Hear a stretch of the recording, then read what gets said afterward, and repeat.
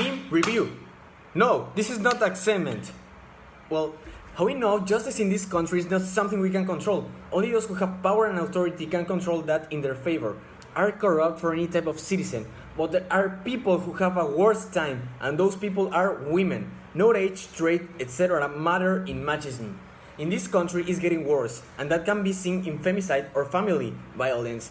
We return to the past where women are unequal. Many people complain that every day are more women marching and raising against patriarchy. Why? Well, in this graph, no, this is not a graph, this is an image. Well, in this graph, we can see the percentage of women that are killed in Mexico since 2015. Well, going back, among other things, but what they do not think is that men have to change their way of seeing justice and values so that women do not have to reach those extremes that are good for them. And apparently, the only way to make them see that there's a serious problem of inequality and injustice. Our purpose with this blog is to raise awareness about the current situation in our country, a country where today a woman cannot go out alone without fearing something will happen to her.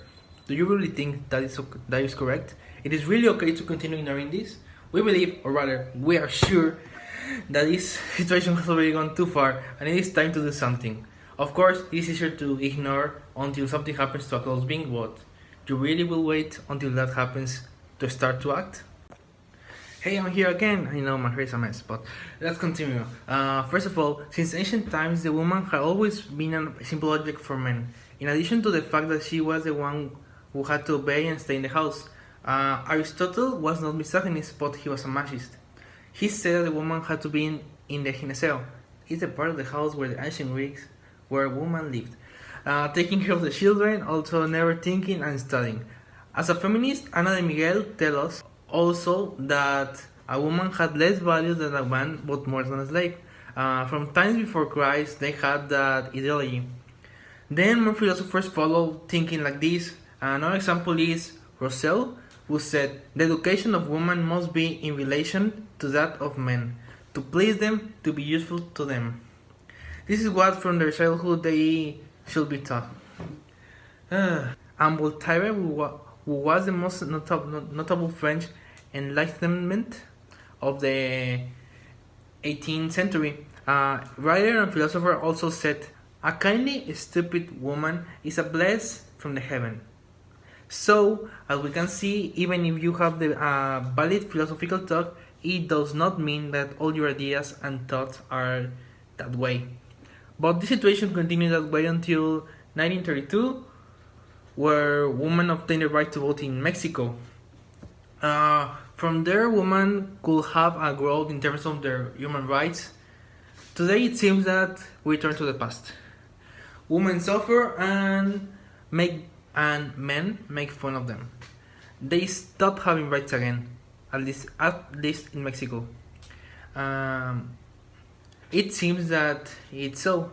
Even our president of the republic mentioned, "I do not want the feminists overshadow the ruffle of the flame." Later he apologized, but that was what was being said is said. There is no culture, there is no justice. Women will suffer from these abuses and declare the problems are not important and only think they are exaggerate, and then discredit them. A serious lack of justice for women.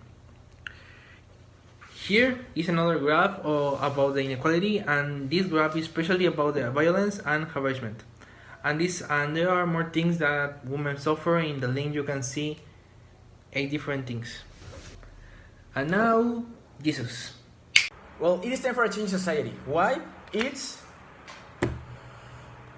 because we need equality before everything and with everyone. Nobody has more power than the other. If there is respect between both parties, there is justice for both parties. What is spoken in ethical philosophy, according to Aristotle, in life you have to find the just means. That is, do not go to a very radical end or to the other end to accept the guilt and continue. We have to find a balance according to the situation and get there. In this case, the gender equality.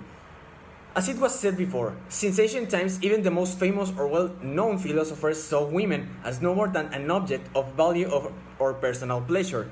Today, we are supposed to know that this is not the case. Or well, anyone with a pinch of reason, you should know that women are equal to men, that they should have the same rights and opportunities above all. They should not be head of news about the subject of injustice or murder. Of course, we cannot classify all philosophers as machist or macho, since there are records of many others who noticed the bad treatment of women of the time and initiated some movement for them. An example of is this philosopher, François Poulain de la Barre, a French philosopher and priest, was considered the first philosopher who questioned the patriarchy, and all his philosophical work focused on this section. Well, during his life he wrote 3 fundamental treatises which were entitled On the Equality of Two Sexes, On the Education of Ladies, and On the Excellence of Men Against the Equality of Sexes, of which we highlight the latter since he exposes and refutes all arguments against equality between men and women. Another philosopher who supported the feminist cause was John Stuart Mill, an English thinker, philosopher, politician, and economist. He was born in London in 1806, and died in 1973. Is one of the key figures of the 19th century and the history of Western feminism. It was one of the main drivers for women to obtain the right to vote in Britain in 1980.